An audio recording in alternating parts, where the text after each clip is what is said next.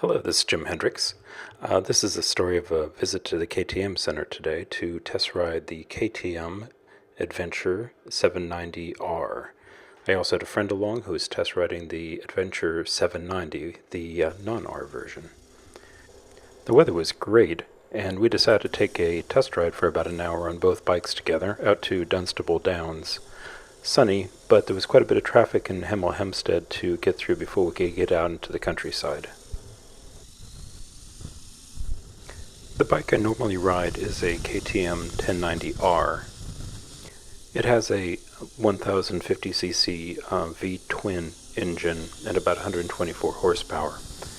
The 800cc parallel twin engine in the 790R is quite a bit different in that it puts out only 94 horsepower, but it's got a lot of low-end torque, and also it has a lot more engine braking than the 1090R, and that's what I noticed right away. The 790R also felt a lot more compact and a little bit more stiff in the front end than the light feeling of the 1090R. It felt like it had more aggressive steering dampening. Well, compared to my bike, it's a lot more solid and compact. And I think that's partly because of the fuel being so low.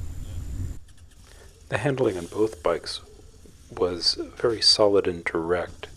Compared to my bike, the 790R felt more grounded, and the lower center of gravity was definitely noticeable.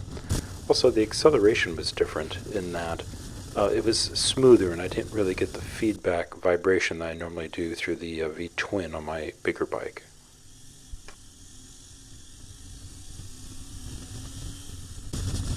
We decided to take some motorways on the way back and also do some passing to see how both bikes did at higher speeds up in 5th and 6th gear.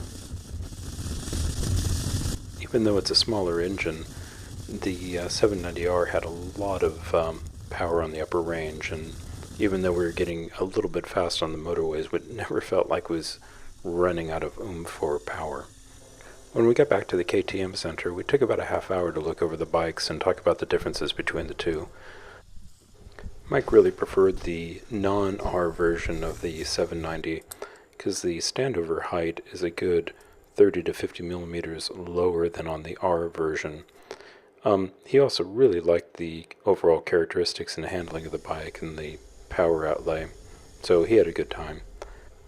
After that, I took off, but Mike stayed on to work out a deal on the regular 790, and I think he's going to have a great time on that bike. I look forward to riding with him some more.